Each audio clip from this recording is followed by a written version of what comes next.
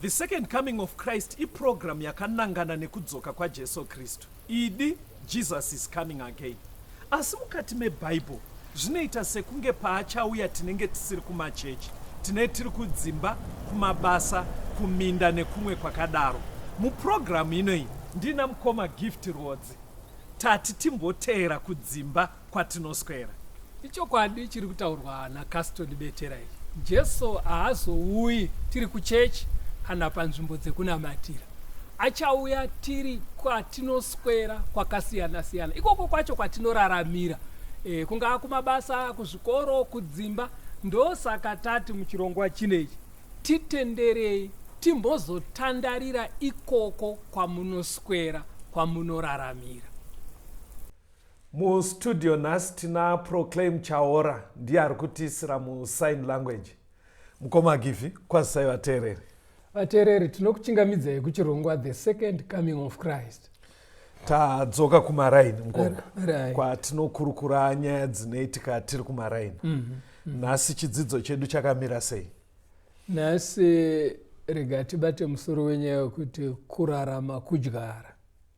Kurarama kudyara. Right. Kurarama kudyara. Okay. It's okay. Kurarama kudyara. Tiverengere vaGalatia 6. vaGalatia chapter 6. Verse ya 7 kunosvika pa9. Galatians chapter 6 verse 7.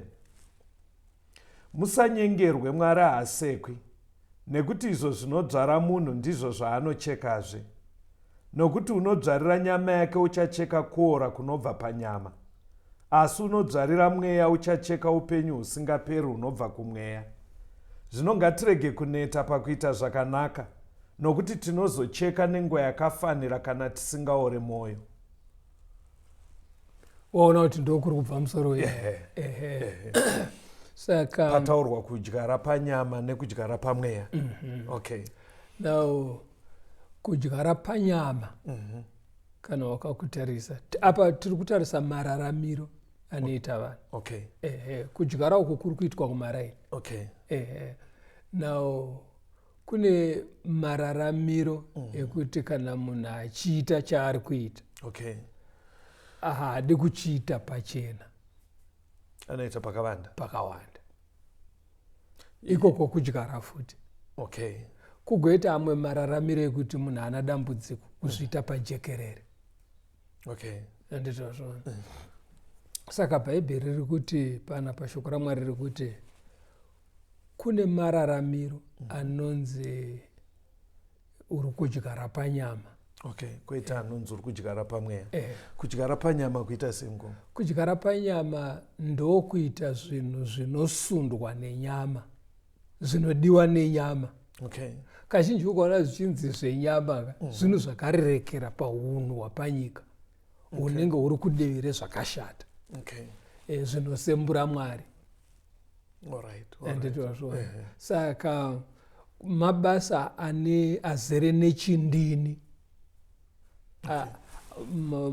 unhu nezvakashata mukati, une zvivi, ndokunonzi kudyarira panyama. Okay.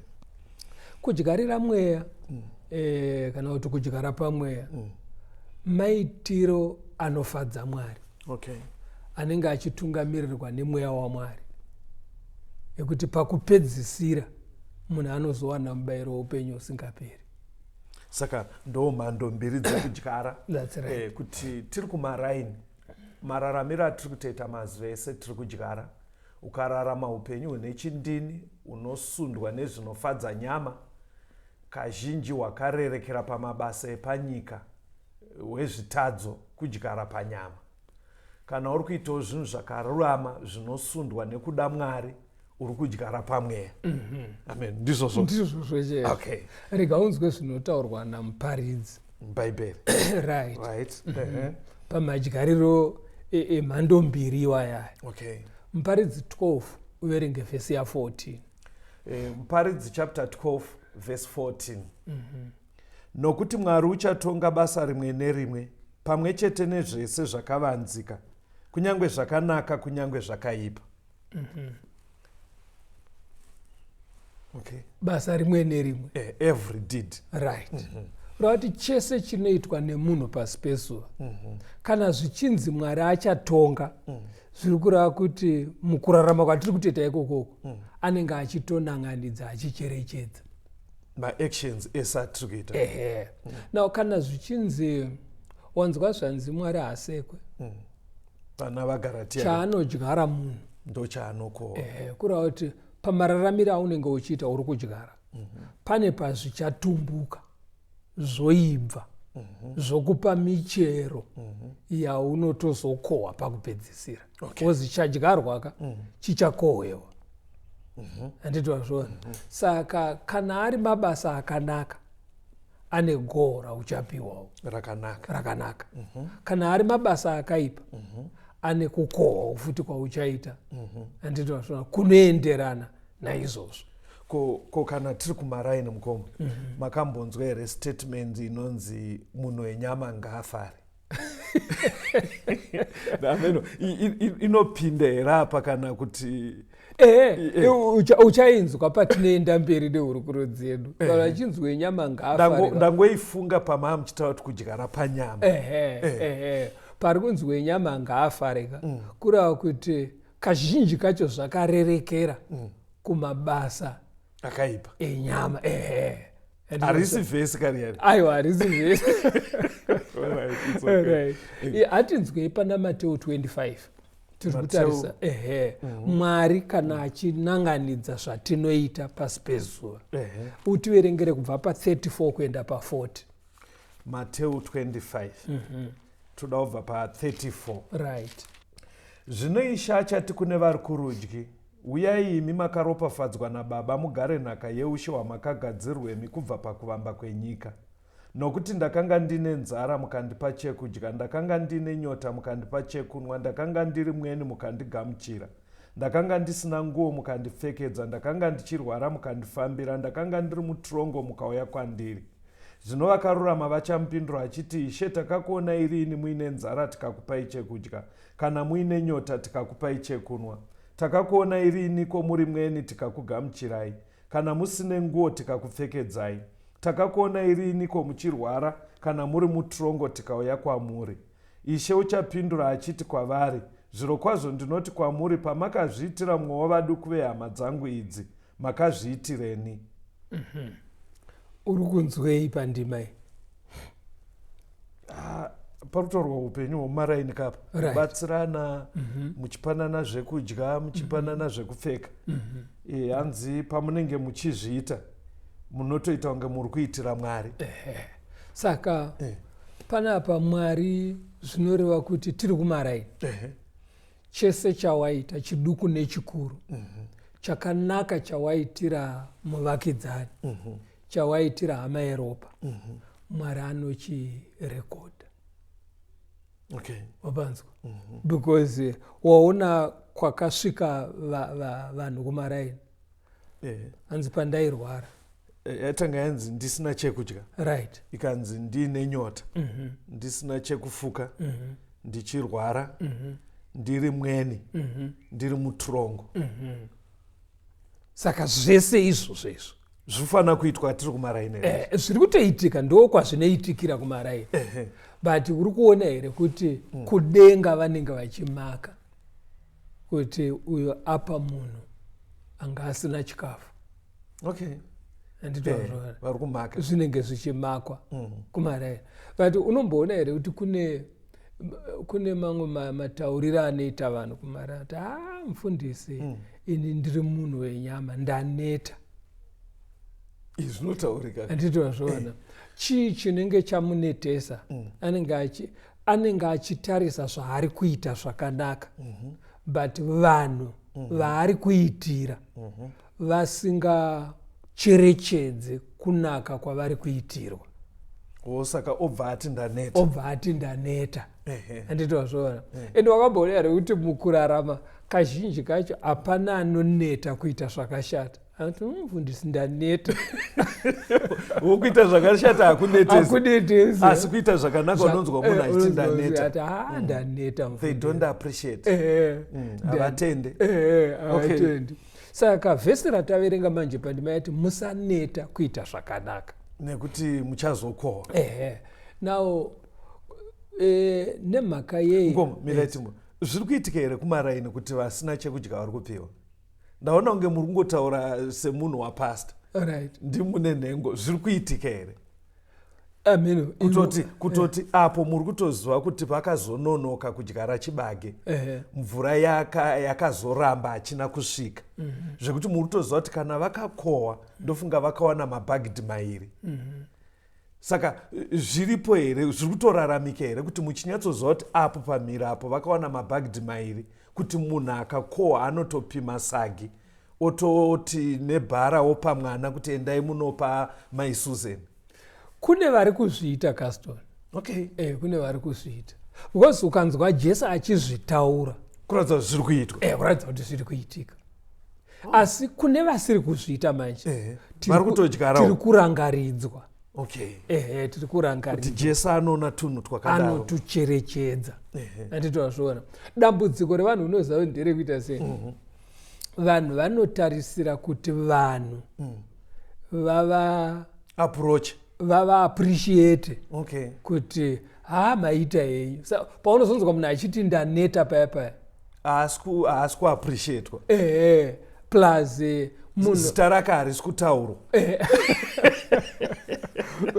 paanenge pari kunzi paya muchakohwa. Kukohwa kuri nepaviri Caston. Kune kukohwa kunobva kuvanhu vawakagarisana navo, anditozviona. Kune kukohwa kunobva kuna Mwari. Mai ndaive nemumwe mufano wangu achiriko, but tsika iyoyo aakuimprove. Akubatsire nemari iwewe haamaba, because anoziva kuti hauna bembera raunoita.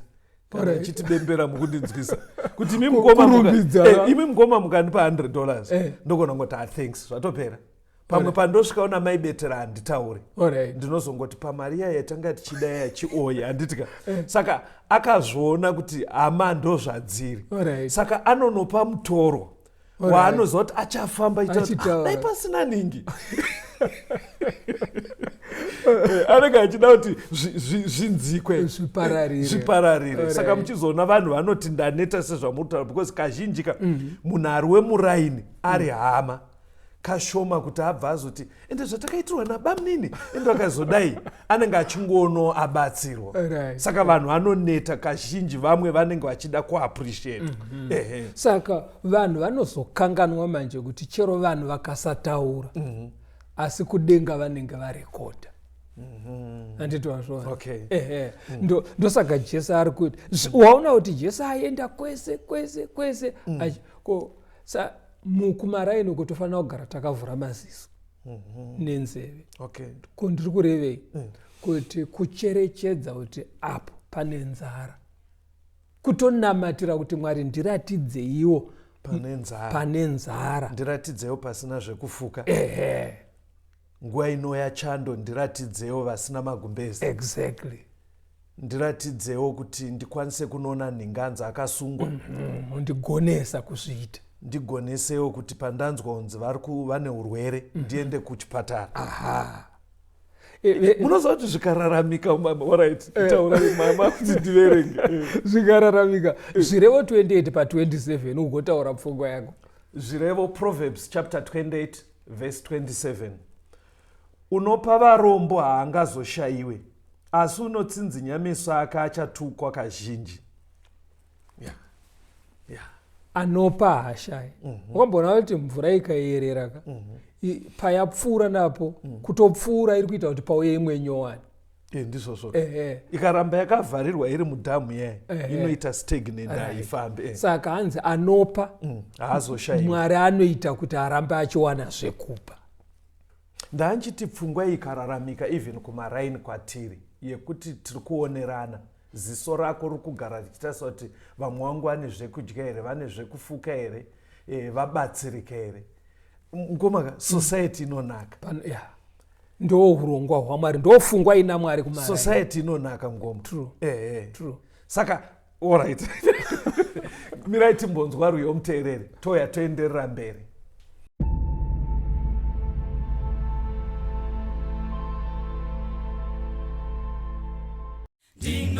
ndakutaura kuti ndaponeswa ngeroparo pamsanapo pemudza wake ndichagara kumushako ndaponeswa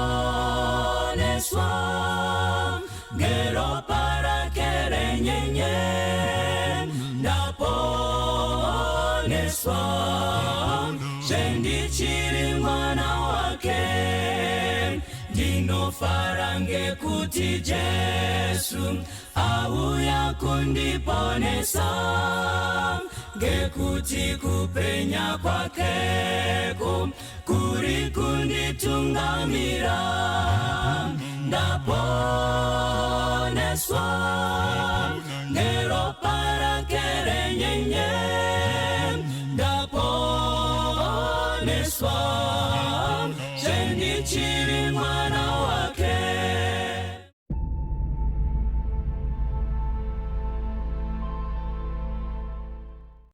Chidzidzo chedu chiri kuti kurarama kudyara.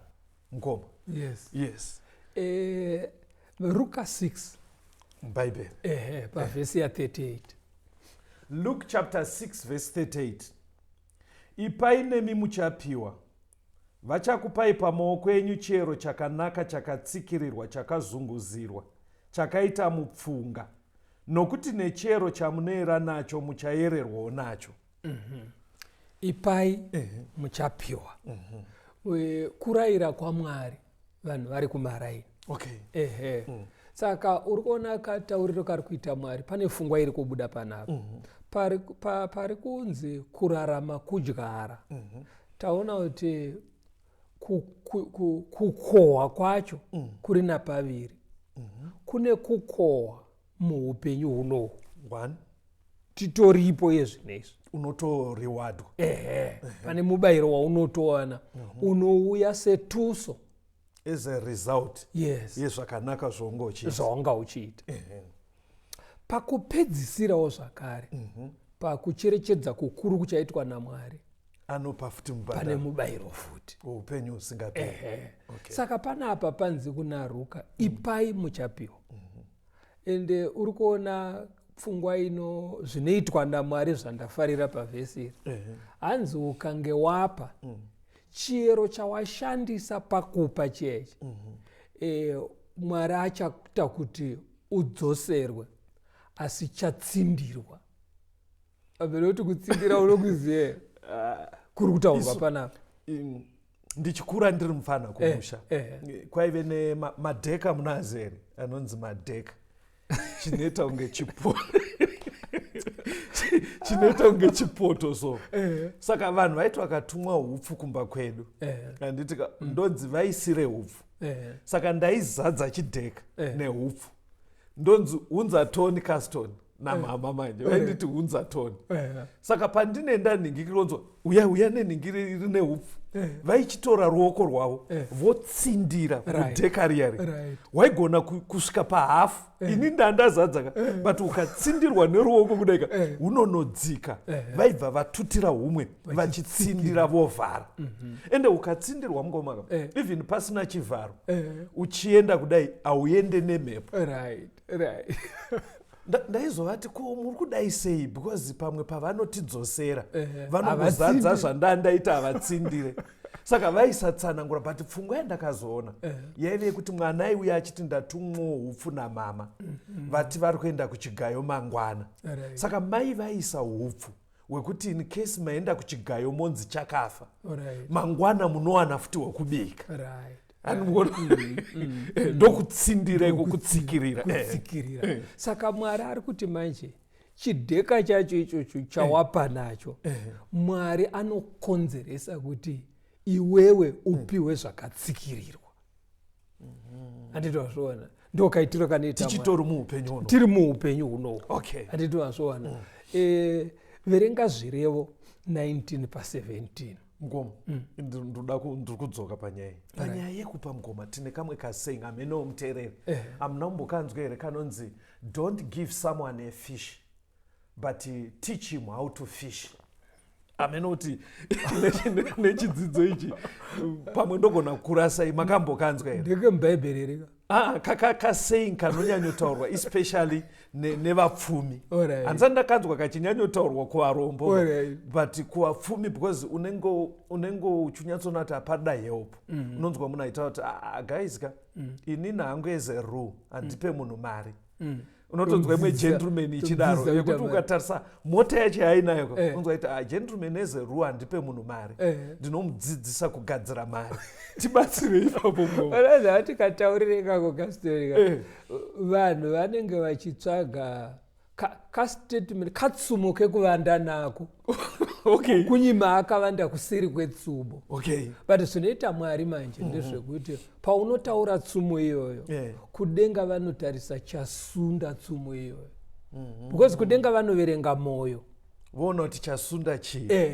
pamwoyo pako because paripo pangu pokuti chero munhu abatsirwa achiti ndamudzidzisa madzidzisiro anoita vanhu vakadaro kazhinji kacho hapana anombodzibata futi fishi dzacho hadzibatiki because anaya nezvinhu inini zvandaifunga mutereri ndaifunga kuti parida handout yekuti upe munhu ari toda hupfu ari toda cooking oil ari toda hembe ndaifunga kuti mafambiro ari kuita mukomarodzi nechidzidzo taifanira kugona kudaro kana tiine simba rekudaro but kuri kwekuti mazoona kuti community kana kuti munhu watiri kubatsira zveshuwa situation yaari inogona kuramba yakadaro ndopanoda kuzoita munhu achidzidziswa zviri kunzi zvacho catching a fish but ngaambodya ndofunga ndopamuri imimi kuti imbobatsira iro shoko kana tichidzidzawo zveshuwa vanhu vanoda kudzidziswa kuzviraramira yes kugona kuzviitira zvinhu zvavo hapana chakaipa pakudaro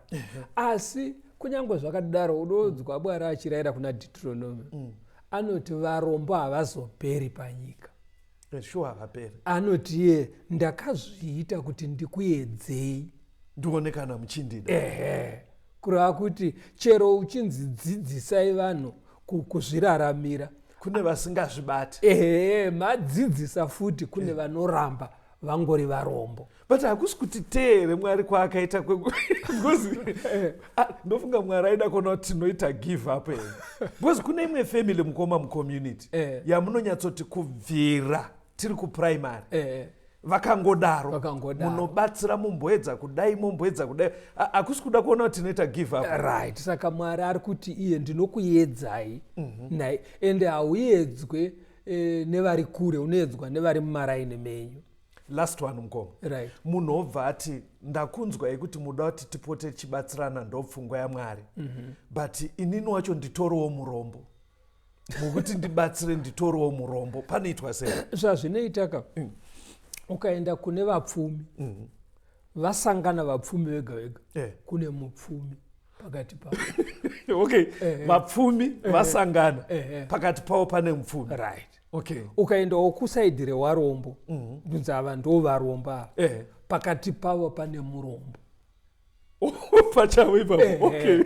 saka uri kunzi wewe tarisa kuti hapana here wokuti zvichiinzaniswa newe iwe uri nani waumirire kuti nyika izokuti wapfuma hautanga waita mabhucha nemabhazi kuti uzobatsira aiwa pauri ipapo pane anobatsirika ari kwakatenukira kurarama kudyara zvitati zvirevo 19 pavhesi 17 inoti kudii zvirevo 19 pavhesi 17 unonzwira varombo tsitsi unoposana naJehovha achamuripira basa rake rakanaka right hanzi kupa varombo kukweretesa Mwari vachokuona kukweretesa Mwari wapinda saka mukomaka nyaya idzi sorry handiziva hangu kuti mitemo yezvelocal government nekutongwa kwematunhu inoita sei but nyaya dzakadai handidzo edze kuti masabhuku angadai achipota achiudza mavhileji avo exactly ameno pamwe ndiri kurasikana even tisiri kumbotaura zvechechi usamboenda kuna sabhuku iwe mumba mako dzidzisa mhuri yako kuti ndo zvinodiwa naMwari kurarama kudyara iye iverenga Mark 10 mirai mukoma hanzi anopa varombo achivanzwira tsitsi uri kuita kunge wakweretesa Mwari ende chikwereti chinoripwa amina daumbonzwa kumutereri mainzwa here investment yekuti pauri kunzwira varombo tsitsi uri kuita kunge uri kulenda uri kupa kuna Mwari. Saka kwandiri inini ndiri kuona iri sure way yekuti haufu wakatambura because hapana patingati Mwari akunyudza iyo nyika nekuzara kwayo iri yaMwari.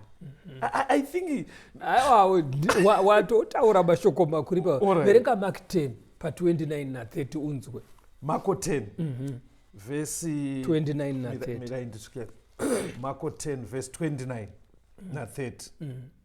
Jesu akati, zvirokwazvo ndinoti kwamuri, hakuna munhu akasiya imba kana vanun'una kana hanzvadzi kana mai kana baba kana vana kana minda nekuda kweivhangeri usingazopiwe zvine 100 nenguva ino, dzimba navanun'una nehanzvadzi nevana neminda pamwe chete nekuengwa neupenyu husingaperi nenguva inouya. Saka panapa Jesu ari kutaura achikuburitsa zvinhu zviviri. Kana uchiita zvakanaka, yes, muupenyu huno ucharipirwa, unokohwa, wozowana upenyu husingaperi. Okay. Maybe ndabva ndafunga kune rimwe dunhu randakambopasta, ndandine imwe nhengo dzangu aive murwiri werusununguko nguva yechimurenga. War veteran. Okay. Kuhondo ndaishandisa zita rekuti Dickson. Okay.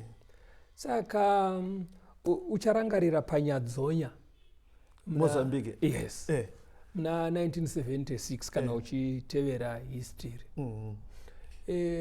Mukati ucharangarira panyadzonya ka muri kuita unge zvinonzi munoti wakaverengera zvepanyadzonya. Ndosi hangu kuti wanga uchiri mufana. Okay. Right. 1976 panyadzona munomo iri Rhodesia maive nainzi maSeleucid Scouts. Ava vainyepera kuita unge vamwe venyu, kuita unge vakomana vairwira rusununguko. Saka vakaenda kunyadzonya. Right. Vachisvika ikoko vakasvika vachiita semafrelimo. Mafrelimo ndo vanga vari mauto ekuMozambique. Zvekuti vanhu vanga vari pakembi havana kukurumidza kususpecta. Saka Dickson anoti iye ndanga ndine boka revafana vaaitrena. Saka anoti musi uyu makusena ndaivadzidzisa kuopareta MMG, imhando yepfuti. Imhando yepfuti. Saka anoti pavanga vakaungana ndichivatsanangurira pakangodonha bhombo rakauraya vamwe vese vakasara vari 18. Hanzi ndobva tatoona kuti panopaipa. Saka kune nzvimbo dzataienda kunosangana, magathering points kana paine zvaitika. Saka tichifamba hanzi takaona kuti varungu vawandisa muarea, hazviri risk kuramba tichifamba. Ndobva tatsvaka pekuvanda. Saka kune makomba aicherwa ekuti munopinda mohanda imomo. Okay. Saka makomba yanenge rakacherwa rakaita kunge hari rine matama mumasaidi. Saka hanzi maive nemahuswa. Saka ndakapinda ndokuronga vafana 17 vaya kumatama egomba. Ndapedza kuvaronga ndakaona kuti handisina pekuwanda. Ndobva ndaenda nechepakati ndagara mumahuswa muya. Hanzi nguva ndobva paita kamwe kamufana kemurungu kakaona kuti munenge mune vanhu. Ndobva kadedzera kuti terrorist. Ndobva kanzi nakomanda wacho shoot. Kakangoisa pfuti yake paautomatic. Ndokuridza achitenderera gomba riya achirova mumatama muya. Ndobva apedza kwakuenda. Hanzi ndasara ndakatenderera matama muya. Vafaka. Ndokuona kuti vafana vaurayiwa. Saka ndakanoona paine one mwanakufa. Pfuti yakaiswa kumatama enhigirigeni. Saka hanzi ndokuona one mukomana ndokumutakura anga akuvadzwa ndokunomisa kune chimwe churu. Ndobva ndadzoka ndokuona umwe musikana anga arohwa panapa pachest panapa. Antiye takatozopinda muindependence musikana uya ari mupenyu. Mukomana uya takanosvika afa. Chakaponesa Dickson kusave nechindini. Kutanga waisa vamwe parisafe iwe woenda paririsi. Wanda paba. Kurarama kudyara hama dzangu. Phone number dzamunoshandisa kuti muwane zvimwe zvidzidzo maisa message paWhatsApp 0717 091 kana kuti 0775 909095. Ngatisanganei zvakare pachirongwa chino, the second coming of Christ. Tungamire mukati mezviedzo mananda andibata ndimwedo domboni wikende mwimo otungamire tenzini tungamire se mwana awonyara tabu unganya